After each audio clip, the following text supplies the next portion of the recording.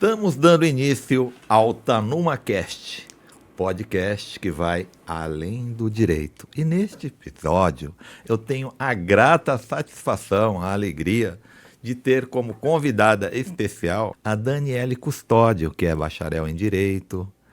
Além de bacharel em Direito, ela é gestora de escritório de advocacia. Eu coloco assim, por quê? Porque ela tem bastante conhecimento sobre o assunto. Nesses 2 anos e meio que ela esteve comigo, ela desenvolveu bastante conhecimento teórico prático e, embora esteja prestes a se tornar uma advogada, ainda na condição de bacharel, ela consegue fazer muitas atividades extremamente importantes na área do extrajudicial e também na área financeira. No nosso escritório, ela é que faz o trabalho da gestão financeira jurídica do nosso escritório. Então, é um trabalho extremamente importante. É o coração das atividades de qualquer escritório de advocacia. Não quero dizer com isso que não seja importante a parte técnica, né? O conhecimento de peticionamento, de fazer recursos, o conhecimento voltado ao direito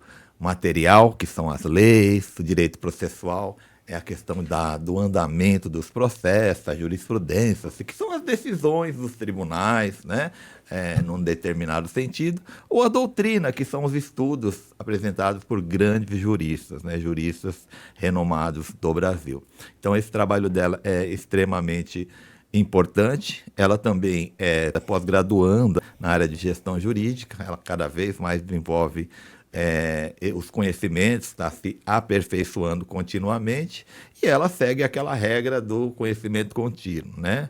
Lifelong learning, aprendizado para sempre, né? O que eu também faço, apesar dos meus 63 anos, eu estou sempre aprendendo também, né? Eu costumo dizer que a gente precisa aprender continuamente, porque a gente sempre sabe menos do que acha que sabe. Qualquer pessoa, viu? Qualquer pessoa, todas, independentemente do grau de escolaridade, ela sabe menos do que acha que sabe e sabe menos do que deveria saber, né? E no direito, por ser bastante dinâmico, muda bastante.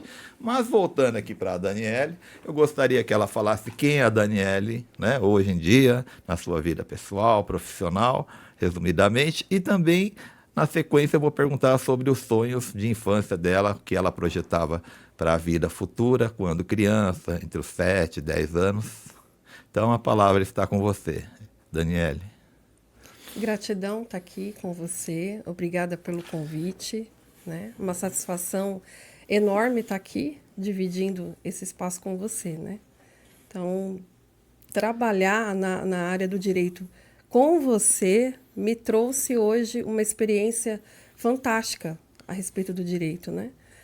Há 5 anos atrás eu não imaginaria estar aqui hoje, né? Gestora, faço a parte extra, parte judicial que precisar, e como bacharel, né? Então isso ainda é um tabu ainda entre os estudantes e quando você torna bacharel, porque a maioria acredita que para você conseguir trabalhar na área, você precisa ter a ordem, você precisa ser advogado, né? E não é assim, né? Dizer para vocês que não é assim, Concordo plenamente com você. né? Então tem espaço, tem trabalho, tem muito trabalho, e é só ter força de vontade, né? E querer aprender e crescer. Verdade, concordo plenamente com você. Agora, voltando à segunda pergunta, né? O que você projetava na infância em relação à sua vida pessoal, profissional? Quais eram os seus sonhos? Nossa, eu queria ser professora. Professora, muitos anos atrás, meu sonho de garotinha era ser professora, né? Eu sou da época do magistério, algumas pessoas nem sabem o que é, né? Mas sim, sou da época do magistério, fiz magistério, né? Dei aula, lecionei quase 10 anos. Nossa, né? bastante tempo, né? Bastante tempo, educação infantil, então eu gostava de estar ali com as crianças. Estava bem realizada e satisfeita. Mas, por motivo de doença, né? Teve um período que eu tive depressão e acabei Nossa, me afastando da área, né? E aí você fica perdida. O que eu vou fazer depois? entendi. Né? Aí fiz um curso de administração, um curso de Sebrae, sobre a parte de gestão, né? Empreendimentos, E aí veio esse desafio, né, de fazer direito, né? Eu já estava com quase 40, então assim, e agora? Né? Tem vida após? Você vai largar uma profissão para cair de paraquedas em outra. E foi uma experiência difícil, Foi um mas desafio. uma experiência desafiadora, vamos dizer assim. É. Mas eu Qual, gostei. qual os maiores desafios que você acha que um estudante de direito enfrenta para ele conseguir seguir, conseguir ser aprovado no curso de direito, como você foi, né? Se tornar uma bacharel em direito? Eu acho que o primeiro é o medo, né, de você achar que você precisa da ordem, né? Eu acho que todo estudante, quando ele chega ali no sexto, sétimo, ele já fica naquela pressão que ele precisa fazer o exame da ordem, ele precisa passar, né? E aí você vai buscar estágio, aí muitos procuram um estágio no fórum, aí ele quer ser advogado, mas vai para o fórum, então ele fica um pouco perdido, né? Então acho que esse medo, é achar que não tem vida quando você é bacharel. Só tem vida quando você tem uma ordem, né? E isso É eu quero, verdade. quero dizer que não existe, Eu concordo né? plenamente. Na verdade, é assim, né? Existe um pensamento recorrente, né? Se tornou até assim recorrente entre todos os estudantes de direito que, quando ele se formar e depois que ele se formar, ele for aprovado no exame de ordem, ele se torna automaticamente hipersuficiente. Até então ele é hipossuficiente, né? E não é verdade isso, né? Não. Eu acho que o meu entendimento, até pelo seu próprio exemplo, né? Você começou ainda estagiário e já rapidamente você já foi assumindo as Já acho que eu responsabilidades, né? fiquei uns 3 meses de estagiária. Realmente foi. Aí eu fui para assistente, Sim, né? claro. Aí fui me aprofundar na gestão do escritório. Então, Aham. assim, o bacharel, ele fixa no quê? Eu preciso terminar os estudos e preciso ter minha ordem. Então, ele não busca conhecer qual área que ele se identifica, né? Então, ele fica tão focado. Nós ficamos, numa focado na carteira da ordem, Sim, sim. né? Aquilo chega a ser algo que mexe com a sua mente, né? Às vezes você fica depressivo, ansioso. Por quê? Porque você precisa ter aquela ordem. Há uma competição Sim. entre os estudantes, porque aquele que passa na primeira, né? Ele é o melhor. Se você está lá na terceira, quarta, quinta tentativa, pronto, você já é um fracasso. Mas, embora eu entenda, né, concordo com você, eu entenda que se ele passou na primeira, mas se ele não teve a oportunidade de ter um preparo, ou não É, teria nem oportunidade, né, ela não correu atrás, né? Eu me lembro muito bem, como se fosse hoje o episódio quando a Daniela conversar comigo, mandou um currículo antes, eu postei num grupo de WhatsApp de estudantes que eu pretendia contratar um estagiário ou uma estagiária, né? E tal, eu comentei na época o valor da remuneração diária, né? E se apresentaram poucos, que não é uma remuneração a melhor de todas, mas era uma remuneração, acho que até na média, superior à maioria dos escritórios de advocacia, né? Não vamos falar aqui de valores, que não é o caso, mas ela mandou, além de mandar o e-mail, foi a única, eu recebi 4 e-mails, se não me falha a memória, ela foi a única que se interessou em vir falar comigo, né? Então não adianta você só querer. Querer não é poder, né? É só querer. Você correr atrás do seu sonho, como é o caso do Felipe, né? O Felipe, que foi o meu convidado, dono de imobiliária, né? Eu conheci o Felipe através de um evento quando eu palestrava para o CRES, Conselho Regional de Corretores de Imóveis. Eu sempre fazia um exercício com o livro da minha autoria, Desenvolvendo Potencial Humano. Eu sempre perguntava, era uma dinâmica, né? Quem quer ganhar este livro? Aí tinha lá umas 40, 50, era a média de pessoas, de corretores de imóveis, levantavam a mão, todos levantavam a mão praticamente, né? Alguns até levantavam para me agradar, né? Mas eu falava assim, não, mas eu quero saber, na prática, quem quer ganhar esse livro? O pessoal levantava a mão. Aí eu chegava e falava, olha, já estou cansado, estou com o livro aqui. Eu sentava assim, eu sentava no chão, agachava assim, me ajoelhava e falava assim, né? quem quer ganhar esse livro, pelo amor de Deus? Aí o Felipe estava lá no fundo, ele veio correndo e arrancou o livro da minha mão. Ele falou, mas tem que correr atrás do sonho, tem que pegar o sonho, né? Se a pessoa está te oferecendo uma oportunidade, você ir lá e pega, né? Aí ele entendeu, ele veio, arrancou o livro da minha mão e falou, tá certo. Eu falei, tá certo, né? Tanto que ele trouxe o livro aqui, 18 anos depois, para me mostrar que com o meu autógrafo. Falou, trouxe o livro, ele fez, faço questão de falar do livro. Mas né? Então foi a mesma coisa que você fez. Querer não é poder, a maioria quer, sonha. Né? Então, fazer estágio em fórum, ótimo, mas ele vai aprender questão forense só, né? Tem um jovem que foi meu aluno, ele falou, eu perguntei para ele o que você aprendeu lá, que presta algum serviço, eventualmente, de algumas diligências. Ele falou, eu aprendi só a ficar fazendo cálculo, né, de pena, porque ele trabalhou na vara criminal, né, com juiz criminal. Então, quer dizer, é muito pouco para um aprendizado para ele atuar num escritório de advocacia, né? Necessariamente ele vai ter, com aquele conhecimento, só vai servir para trabalhar com advogado e criminalista, ele só vai poder fazer cálculo né, de tempo de pena, quanto tempo falta ainda para o cara cumprir a pena, para ser liberado, ele ou ela, né? Um eventual réu aí condenado. Mas é interessante o que você está falando, porque eu cheguei a estagiar no escritório, né, trabalhista, aí acho que não se identificamos, né? E eu falei assim, não, eu preciso fazer uma tentativa para saber se essa área é para mim.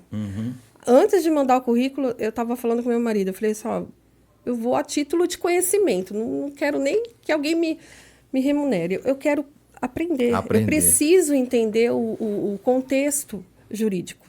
Eu preciso entender se isso é para mim. Né? Então, isso que você falou de correr atrás é importante. Antes de ter, a dica que eu dou antes de você focar na carteira da ordem, é importante, mas se identifique.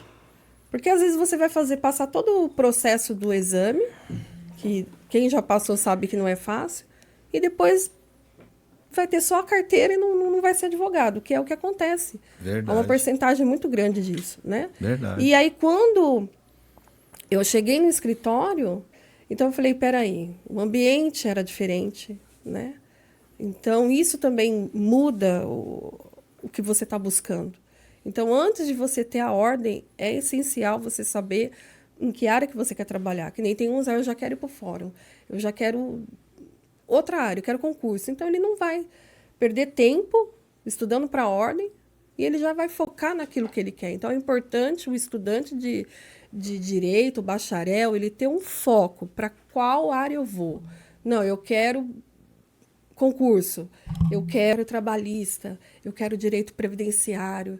Então, ele precisa desde a faculdade. E a gente, às vezes, não tem isso. A gente sai que nem, né, a manada. A gente precisa da carteira da ordem. E faz esse estudo. Peraí, eu tenho habilidades, eu tenho aptidão para isso. Verdade. Né? Então, isso eu acho importante. Então, e como é que foi? Quando você chegou no nosso escritório, começou a atuar como estagiária a princípio, e depois assistente jurídico, você se deparou com o nosso escritório, com o meu escritório, que o meu foco lá, o nosso foco, eu digo nós, que todos, né, temos uma equipe, somos uma equipe, um time, é mais voltado à advocacia extrajudicial, ou seja, tudo aquilo que não depende do judiciário, né? Eu fiz essa escolha por gostar dessa área e por entender que nós conseguimos agilizar os procedimentos, né? Usando os meios extrajudiciais, como, por exemplo, um divórcio extrajudicial, um inventário extrajudicial, um mau uso capião. Nós atuamos bastante lá na área de família, mas principalmente hoje na área de documentação de imóveis, inventários e partilhas de bens, né? Que é a área do direito sucessório. Mas, basicamente, pouca judicialização, mas quando necessário também nós fazemos, né? Até porque o aprendizado da faculdade ainda se direciona para o contencioso. O advogado é preparado para atuar nas ações judiciais, que não tem nada de errado, é normal, mas existe vida além, né, do judicial. Graças né? a Pode Deus, falar. está numa... Por quê? Porque aquela parte que eu falei de você se identificar, né? Então, assim, a parte judicial em si, de protocolar, né? Tudo isso eu fiz. no escritório, mas eu não me identifiquei. Essa acho Entendi. que é a palavra correta. Você até fez um estágio anteriormente, Fiz. né? Eu falei, meu Deus, eu perdi 5 anos. O advogado só faz isso. E isso a gente sai da faculdade pensando. O advogado só. Ele tem que protocolar, ele tem que, né, ir para o litígio. E quando você me apresentou o extrajudicial, eu falei, meu Deus, o que que é isso, né? Até você entender o que que é o extrajudicial. E aí foi quando eu me apaixonei. Fala um Foi, pouquinho da rotina do extrajudicial, dá alguns exemplos práticos, tá, vamos assim, pegar o das pesquisas, das carro-chefe que nós temos certidões. lá, né? A gente faz muito uso capião, né? Verdade. Então, o uso capião judicial, ele vai demorar aí por volta de 6 a 10 anos, ou mais, né, doutor? Ou Porque até mais. tem casos que nós sabemos que demora Que muito a gente mais. acompanha, né? O que que acontece? Você vai lá, protocola e vai depender da lentidão do judiciário, Que são os né? trâmites burocráticos naturais, não é Sim, nem, ó, às vezes não vamos- é nem o não. juiz que é lento, o Não, vamos servidor. dar um exemplo. Nós pedimos uma certidão de objeto e pé, né, para saber como estava o processo. 3 meses. Ainda está lá, né? Resolvemos de uma outra maneira, mas o pedido continua lá. Então, é a lentidão do judicial, né? O extra veio para quê? Para, acho que, dar uma desafogada no judicial. Então, tem bastante coisas que a gente trouxe pro, né? Foi levado para o extra, como o divórcio, o inventário. Sim, Muitas outras coisas você consegue fazer hoje no extrajudicial. com certeza. E o uso capião, muitas pessoas me perguntam, né? Ah, a diferença é o valor.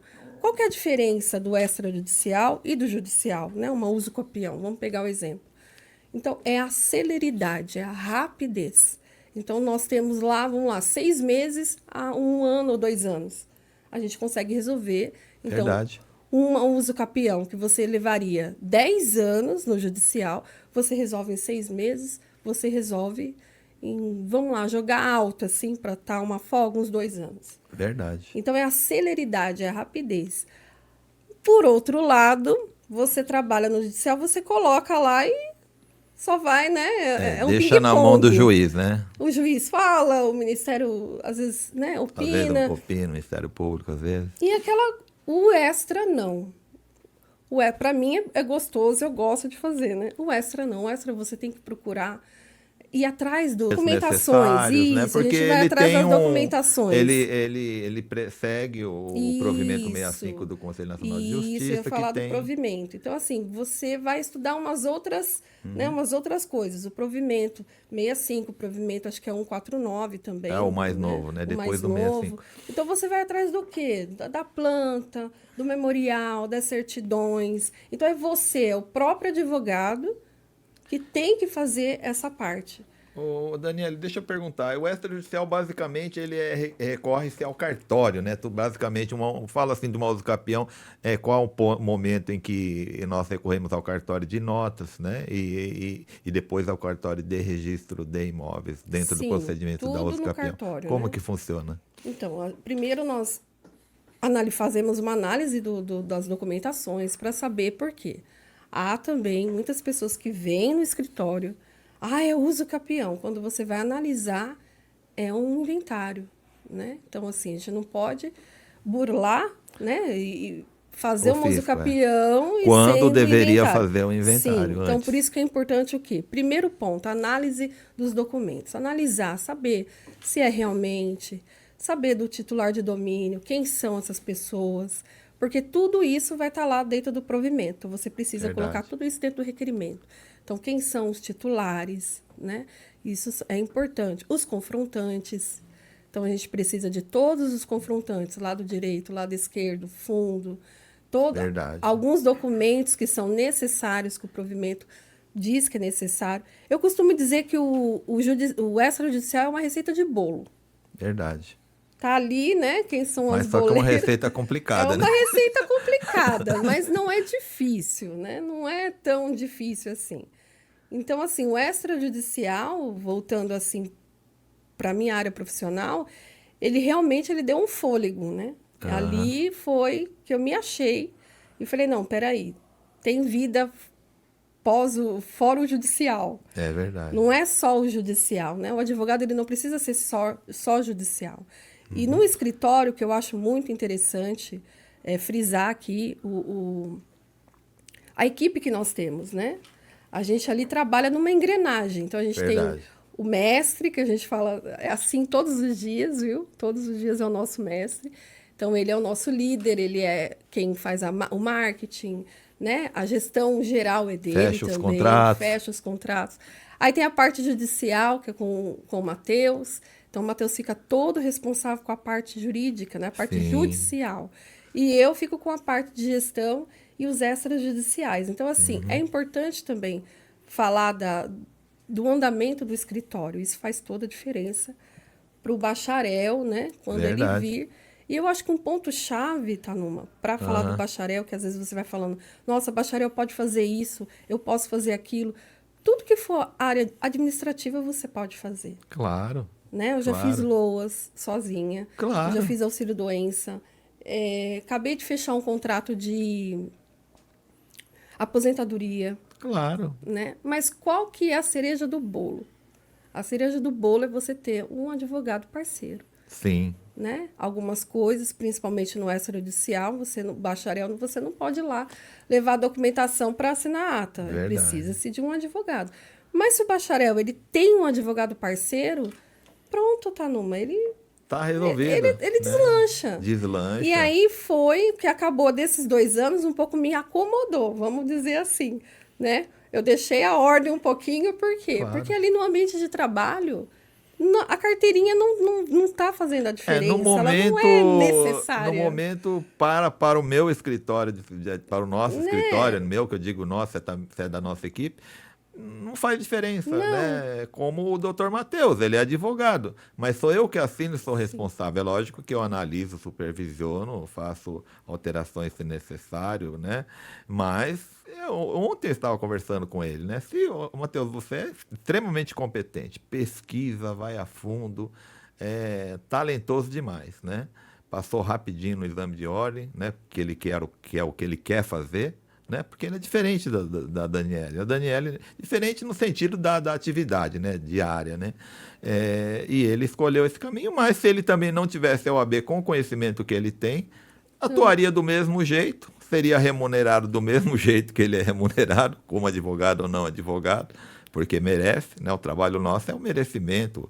A gente tem que respeitar todos os profissionais que fazem parte do nosso time. E, infelizmente, eu gostaria de remunerar melhor o Matheus e a Daniele, né? Mas ela sabe, ela que faz a gestão, ela conhece bem o fluxo de caixa que nós temos e como se movimenta a nossas finanças, né? Então, já que nós estamos falando de finanças, e essa parte? Quando você veio também, eu passei essa atribuição de você fazer a gestão, né, a gestão financeira. Como é que foi a experiência? Só para não perder o gancho que você estava falando, a parte ainda de ordem, essas coisas, o que mais me surpreende é que quando às vezes você vai no escritório e você fala, fulano tem ordem, tá desesperado.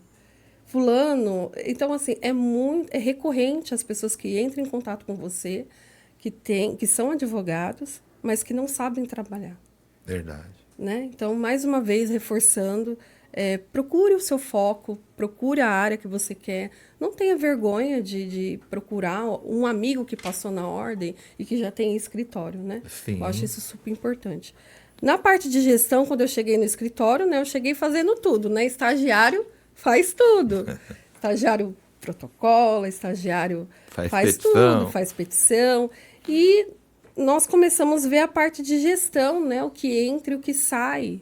Então, com o meu conhecimento, que eu já tinha um pouco, então a gente sentou, fez uma reunião de 2, porque até o momento era só o Tanuma e eu. E falei, vamos então formalizar essa parte de gestão. A gestão financeira, né? Ela difere um pouco da gestão jurídica. A gestão jurídica, então, eu vou cuidar dos processos, né? Entrada e saída dos processos, o quanto de honorário um processo vai dar. Então, a parte financeira, a gestão financeira, como eu gosto de dizer, é o coração do escritório. Por quê? É ele que vai dizer se eu posso agregar mais colaboradores, É a gestão que vai falar para mim se eu posso comprar equipamentos, se eu posso melhorar o escritório, se eu tenho que tirar alguém do escritório. Então, é a gestão financeira. A gestão financeira é o coração do seu escritório. Então, não adianta você ser um bom peticionista, você ser um bom profissional, né, um ótimo advogado, ganhar todas as causas, mas se você não sabe cuidar do seu financeiro. Então, o que a gente... Vamos pegar um exemplo. Às vezes você pega uma ação que entrou 60, 80 mil reais. Então, o advogado ele vai olhar e vai falar, nossa, eu ganhei 80 mil reais. Aí ele não faz gestão. Ele ganhou 80 mil reais. Então, ele vai gastar Na aqueles verdade, 80 ele mil. fechou um contrato, Fechou não um contrato, necessariamente mas ele vai recebeu. dizer que ganhou 80 mil reais. Ele vai dizer também. Eu ganhei 80 mil reais. E aí, quando a gente se deparou, acho que nas primeiras folhas de fluxo de caixa, então aí você vai vendo o quê? Você vai contabilizando o que entra e o que sai, né? Então, você tem a entrada, você tem a saída, e depois você tem o líquido, que é o que é aquilo que você ganhou. E aí, acho que no terceiro mês, a gente olhou e falou assim, meu Deus, eu não acredito. Chegamos a operar Mas no vermelho. você fechou um contrato desse, e como que você vai ganhar isso? Esse é o seu mensal. Então, a maioria, vou dizer que a maioria, né? Fiz aqui já estava estudando a parte da pós, me ajuda nisso, a porcentagem, né? Então, assim, os escritórios grandes têm o quê? 70%, 80%, eles já têm um profissional apto para aquilo, para fazer a gestão jurídica, Sim. né? Então, os escritórios menores, com menos de 10 funcionários, ou colaboradores, como a gente gosta de falar, não se preocupa com essa área. Então, entrou tanto, eu gasto, eu vou no mercado, eu gasto, uso o carro, eu gasto. Não, e no escritório, eu sou bem chata, né? Eu sou bem chata. Então, ele chega e fala, você tem nota? E tem que ser assim, né? Olho, às vezes a nota tem alguma coisa que ele comprou para casa, então eu já risco aquilo e fico só do escritório. O carro, metade do carro tem que ir ser pro escritório, lançado, né? Porque Então, eu uso metade do meu carro, por exemplo, exatamente. no Então, trabalho. o gestor, o advogado, ele precisa também entender um pouquinho dessa gestão. Ele precisa entender. Para não se iludir, né? Para não se iludir. Porque senão ele vai ganhar um valor e aquele valor ele não vai suprir o quê? As contas fixas do escritório. É verdade. Então, vamos lá. Se eu tenho uma conta fixa de 3 mil reais, então eu sei que 3 mil reais todos os meses vão ser gastos naquele escritório. Verdade. O que vai me ajudar a ter um balanço? É o fluxo de caixa. É o quanto entra e o quanto sai. Então, É verdade. né, teve um período que a gente também teve que dar segurar o freio. Por quê?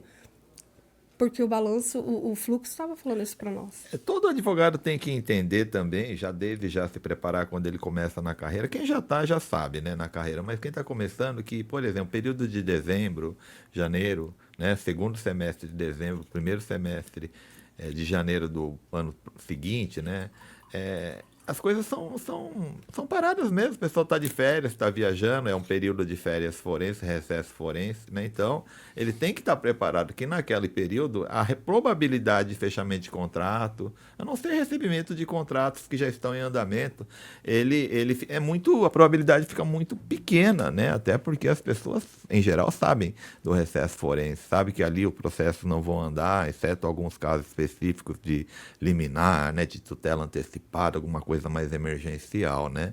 Então, tem que ter todo esse preparo. Então, a figura, né, do profissional, gestor financeiro, gestor, né, é extremamente importante, né? Hoje eu vejo algo totalmente... Então, tem que colocar tudo, lançar tudo. Uma agulha, mas é só R$1. Não importa, tem que ser lançado. Tudo tem que ser lançado, né? Tudo tem que ser lançado. Né? Eu não chego a um exagero total, mas se eu comprasse um blazer para usar como advogado, posso ir numa festa uma vez a cada 4 meses usar o blazer, mas basicamente se eu vou usar, você teria que lançar pelo menos a metade do valor que você gastou no seu blazer, no seu paletó, no seu sapato, né? Porque no final de semana eu não vou usar sapato, né? Então eu uso para trabalhar. Na verdade, tem que ser minucioso a esse ponto. Aí as coisas começam a dar certo. Nelson Williams, que hoje tem 1.500 advogados, começou sozinho, emprestando o consultório de um médico, meio período, porque o médico só atuava meio período. Ele fala, cara, tem que colocar no papel. Né? Hoje ele tem avião, hoje ele tem helicóptero, ele é o, né? Fechou um contrato de 6 bilhões com o Banco do Brasil, ok. Mas ele começou sozinho, como o advogado, todo advogado começa, mas ele fala muito da relevância da gestão. Ele é tributarista, estudou finanças, talvez ele tenha mais facilidade. Mas qualquer advogado, qualquer profissional precisa desenvolver essa habilidade e isso não se ensina na faculdade. Então, Daniele, a pergunta que eu gostaria de fazer, o que você acha que não é ensinado na faculdade, já que a faculdade ensina mais o direito material, processual, doutrina e jurisprudência, mas que você acha interessante, mesmo no período de estudo, a pessoa se interessar em assistir vídeos no YouTube, tem bastante vídeos gratuitos sobre gestão, sobre processo judicial eletrônico, sobre advocacia extrajudicial, sobre gestão financeira de escritório de advocacia, uso de inteligência artificial. O que você poderia dizer aí que você já usa hoje para fazer, inclusive, as suas certidões, para você pesquisar as certidões?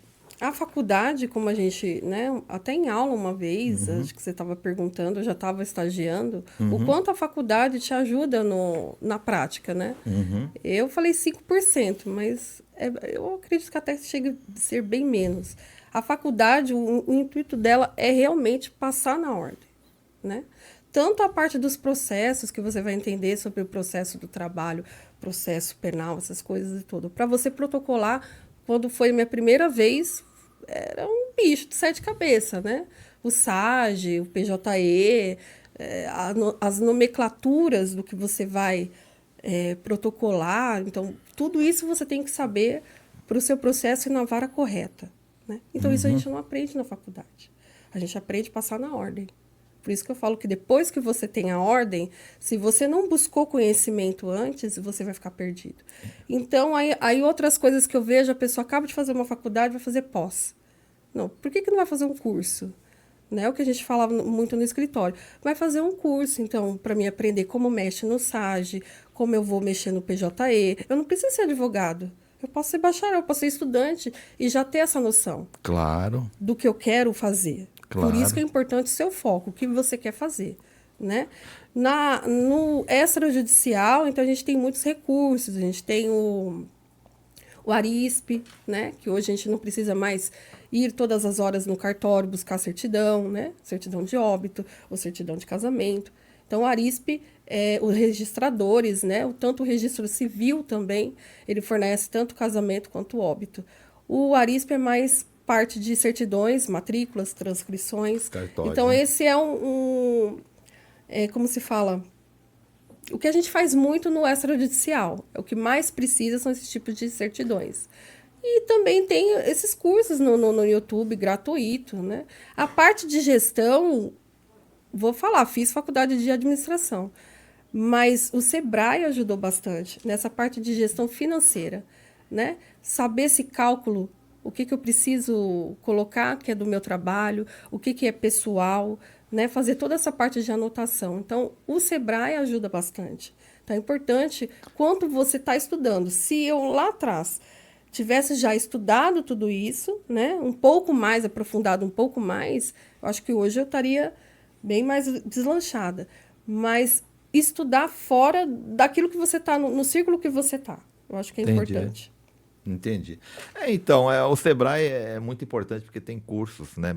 Cursos são rápidos, né? Eu acho que esses cursos rápidos preparatórios, teórico-prático, é extremamente importante quando se começa na atividade, né? Seja no escritório, ou até seja no estágio, no fórum, na defensoria pública, seja lá onde for, né? Mas em relação a pós, no meu entendimento, né? Depois de quase, em novembro vai fazer 30 anos de advocacia, 8 anos já como professor da faculdade da Unisuzano, né, do Centro Universitário de Suzano, eu percebo que, ou entendo hoje, né, que a pós-graduação é importante depois que ela já aprendeu, fez os cursinhos mais rápidos, né, assistiu bastante o passo a passo para fazer algumas atividades teórico-práticas dentro de um escritório de advocacia, ou seja, na defensoria pública, seja lá em qualquer que seja né, o órgão onde ele seja feito estágio, órgão público ou um escritório particular. Né? Então, mas a pós, ela não vai dar não vai ser um elemento assim que vai criar um diferencial no atendimento dele ou no sucesso do escritório, porque o cliente não quer saber. Nunca, em quase 30 anos, ninguém nunca perguntou se eu fiz pós. O senhor fez pós, o senhor trabalha com. Eu fiz trabalhista, o senhor atua com direito imobiliário, regulariza a documentação, o senhor fez pós nessa área. Ninguém nunca perguntou e nunca vai perguntar para ninguém. Aliás, ninguém nunca nem perguntou em qual faculdade eu me formei. Sabe quem pergunta? São os advogados, colegas, os colegas professores, e que quer saber, né? Vamos dizer assim, quer entender lá qual que é a tua formação. Né, você fez pós, você fez mestrado, você fez doutorado.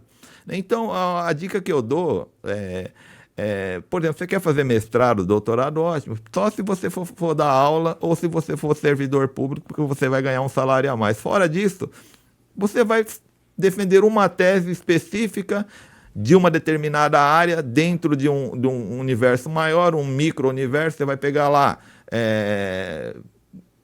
vamos dizer assim, na família, a alienação, quais são os danos da alienação parental, você vai ficar 2 anos, 3, 4 anos estudando aquilo, né? Estudo sociológico.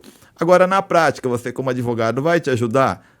Só saber que a alienação parental é perniciosa para a sociedade, para a família e principalmente para a criança, no final você vai chegar à conclusão. É que um professor uma vez falou para nós que monografia é um livro que você publica que meia dúzia de pessoas lê. Geralmente é você, os seus orientadores, né? E fica lá. O meu está lá na PUC, de Campinas, lá. Nunca acho que ninguém leu, além de mim e dos meus orientadores. Não que não seja importante, me ajudou muito. Eu consegui ser professor universitário graças a essa pós-graduação, mas para a prática da advocacia vai ter muito pouca, tá? Então... na verdade, muitos estudantes, aliás, depois que ele deixa de ser estudante, ele passa no exame de ordem ou se torna bacharel, ele faz como, na verdade, uma muleta, é uma desculpa para não entrar em ação. Eu ainda não estou preparado. Mas você tem que ter coragem, né? Vai para cima, faz as coisas acontecer e vai dar medo. Se der medo, vai com medo mesmo. Pode falar, Daniela. Então, só complementando o que você está falando, a parte quando você estuda por fora, que nem vamos fazer um exemplo do ITCMD. Não foi ensinado como que você faz o ITCMD no inventário. Então, onde você procura? Não vai ser a pós. A pós é só um complemento da faculdade. A pós, ela é igualzinha a uma faculdade. Então, onde você vai aprender a prática? É nesses cursos de YouTube, procurando um outro advogado parceiro. Então, ali você vai descobrir como que eu faço ITCMD. Né? Então, a gente teve que aprender como fazia o ITCMD. 2, tivemos que fazer uma restituição de TCMD. Então, assim, o que ajudou? Foi esses vídeos. Então, às vezes as pessoas perguntam, você fez pós? Você já é advogada? Não, eu costumo falar, não é o título, não é um cartão, não é um RG que vai falar quem você é. É o quanto você faz. O quanto você coloca para o cliente, é o quanto você traz de resposta para ele. Isso que faz você um advogado, né, um bom profissional. Não é escritório, não é o teu carro, não, é você. Sim. Eu até sinto um exemplo, já vou citar bem rapidamente, né? Num determinado momento da minha vida, eu tinha fechado a imobiliária, vendido a imobiliária. Graças a Deus achei uma pessoa na época que eu pretendia vender, né? E uma amiga me chamou, eu estava indo para a prefeitura, tinha um convite, estava esperando a confirmação de um convite para me assumir um cargo de diretoria lá, aqui na prefeitura de Suzano.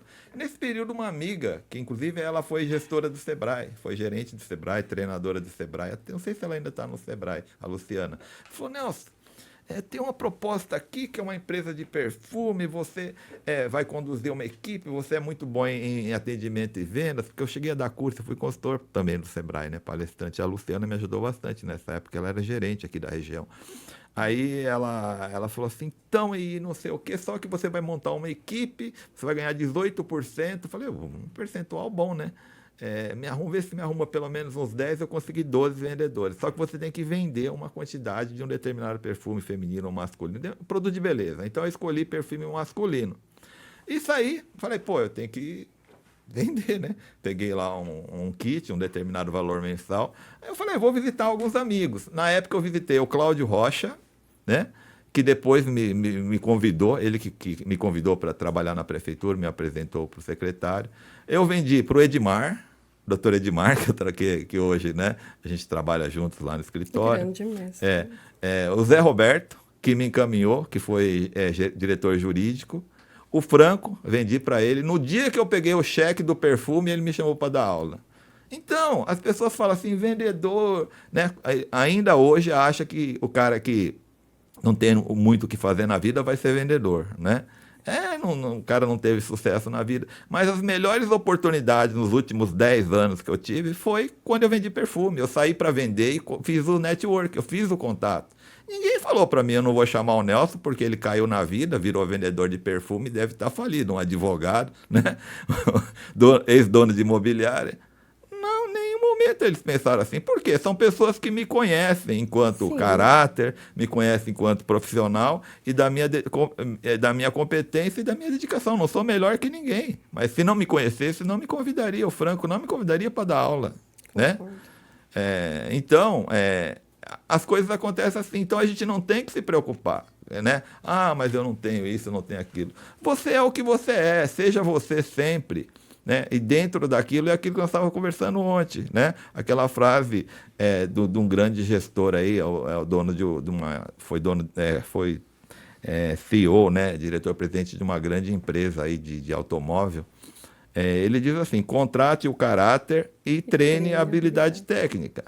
Você contrata. Habilidade técnica hoje está muito fácil de aprender. Na internet você aprende tudo. Você faz um curso de direito. Só a medicina que não pode, né? Para operar não vai dar, mas para você receitar medicação e fazer muitas coisas, até daria, né? Porque você aprende o que você quiser, tem tudo passo a passo. Então não tem mais esse negócio, isso aí tudo é lenda. Então, gente, estudante de direito, tire a lenda da cabeça e vai para cima, vai para as cabeças, começa a fazer a parte do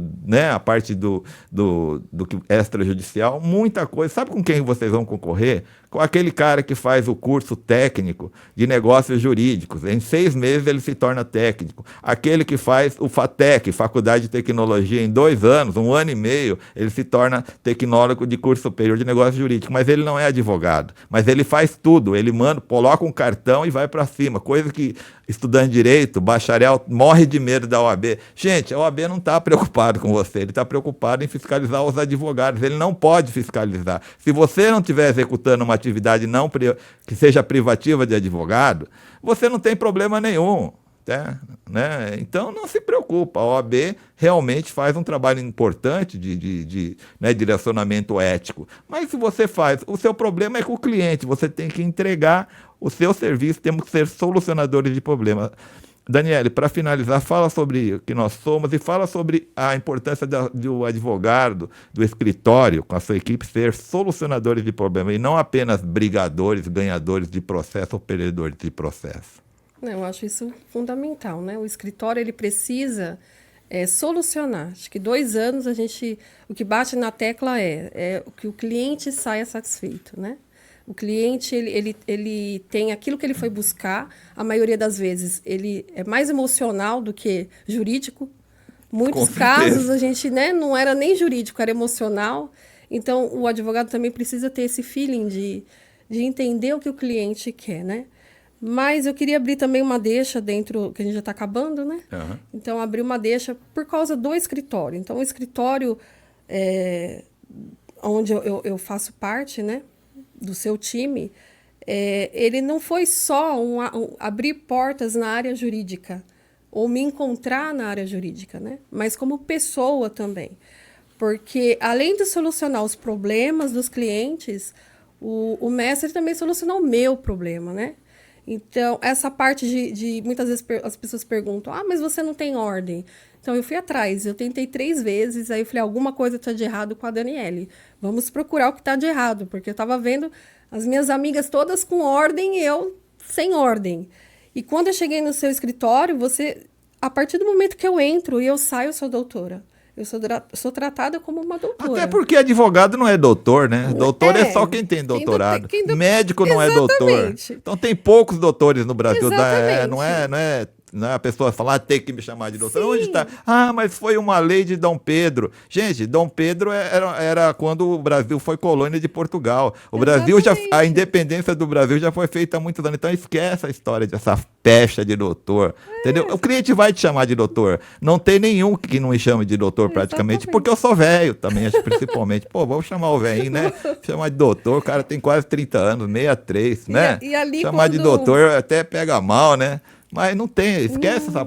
Entendeu, gente? Acho que tem que desmistificar isso, né? Para com isso. Presta serviço pro teu cliente, Exatamente. resolve o problema Entrega dele, entrega a soluciona. solução. Exatamente. Acorda pra vida, fião. Não é? E ali eu cheguei ali no escritório e fiz os testes, né? Fiz um teste de TDAH, deu positivo. E logo após fiz o teste, né? Uma outra pesquisa.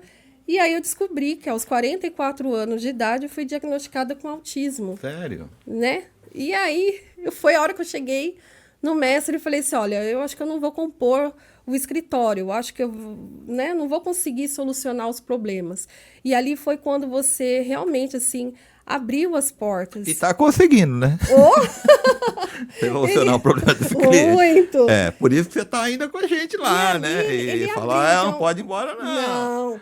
E é o que eu falo também, assim, para você que está abrindo o seu escritório, para os estudantes, né? Procura primeiro se entender, se conhecer, né? E saber das suas limitações, o que você pode entregar ou não. E escolher um advogado parceiro. Ah, não deu com um, eu fui com um, não gostei. Não tem nenhum Procura, problema. né? E aí você me trouxe o quê? Não, peraí. Eu me importo com o que você entrega, não com quem você é. E isso não tem diferença, né? Então, além de ser um escritório que o lema é entregar um bom serviço, né? Ter um atendimento humanizado, às vezes você fica quase 2 horas com o cliente. Inclusive, você abriu as portas para o seu escritório, né? Se eu não estou bem, eu ligo para ele e falo, não estou bem. Então, o importante é o quê, Daniela? O importante é entregar o trabalho, né? Então, isso é importante. Então, eu queria, assim, parabenizar, né? Porque você foi, assim, um divisor de águas na minha trajetória como pessoa e trajetória como trabalho, né? Então, há possibilidades ainda. Então, hoje, agora eu sei que o método de estudo para a ordem é outro diferente, entendeu? Então, assim, as habilidades que eu tenho, então, hoje, o autismo trouxe algumas habilidades. Por quê? Porque eu foco em algumas coisas diferentes que as outras pessoas. Traz dificuldade, mas não traz outras habilidades sim, diferenciadas. Né? Então, assim, eu quero parabenizar, né, a sua pessoa, o jeito que você fala, né? Mudou toda a parte do escritório, né? Então, assim, às vezes eu não memorizo, então ele mudou toda a parte de software do escritório. Então, assim, muito obrigada. Não, né? Eu é que agradeço, né? Eu sei que um dia, né? Eu também estou encaminhando para a aposentadoria, você também vai voar, né? Vai continuar porque você é jovem, tá na carreira aí firme, não está começando, já começou, mas eu acho importante isso, né? Essa questão da humanização é extremamente importante. Quero agradecer aí pela sua participação hoje, né? Eu só queria deixar É uma pessoa extremamente texto. Importante para o escritório, né? Obrigada. Tem sido uma peça fundamental para o sucesso do nosso trabalho. Lembrando sempre que empatia, bom atendimento e advocacia humanizada é bom e dá dinheiro, não dá, Daniele? Muito dinheiro, viu? Muito dinheiro. Não é só você brabão e brigar, não, tá? Porque ninguém fica feliz com a decisão judicial, nunca. Decisão judicial nunca, como, né, o Eric Navarro, desembargador, foi desembargador, hoje ele saiu, né, do judiciário, mas ele advoga, né? Ele fala assim, ninguém nunca vai ficar satisfeito com a decisão judicial. Mesmo que ele ache que ganhou, ele acha que ganhou pouco. Ganhou. Acho que Vamos resumindo, se você vai fazer judicial, você tem que fazer acordo, né?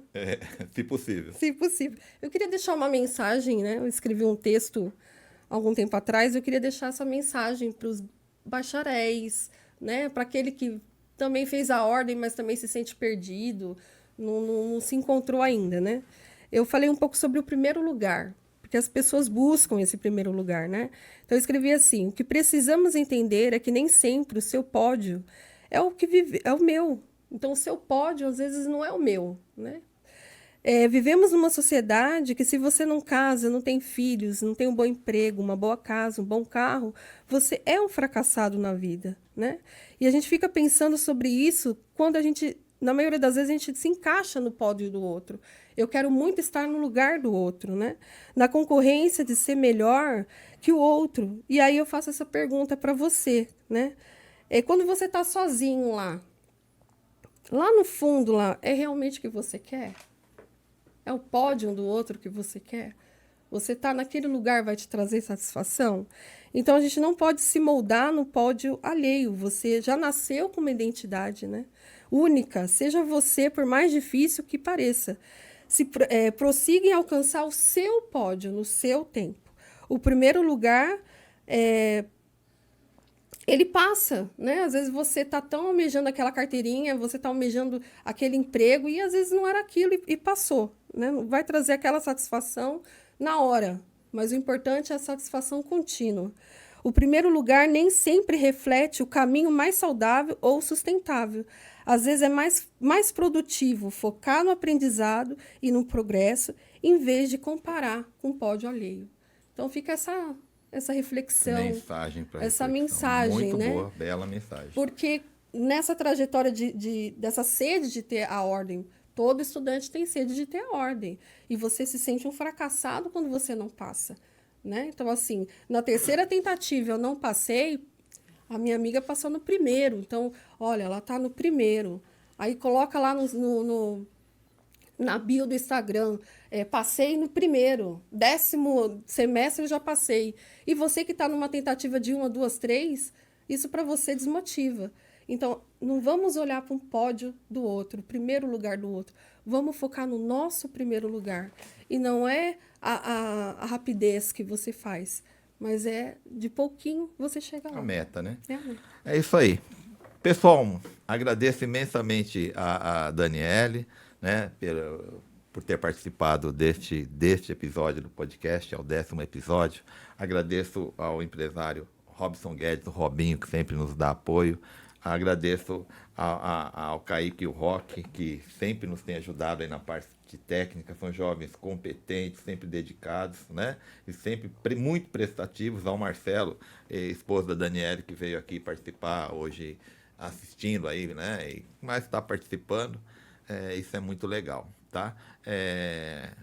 Convido vocês a me seguirem nas redes sociais, se inscreverem neste meu canal do YouTube, Nelson Tanuma, para ficarem sabendo sobre novos vídeos que ainda serão gravados. Muito obrigado, um grande abraço.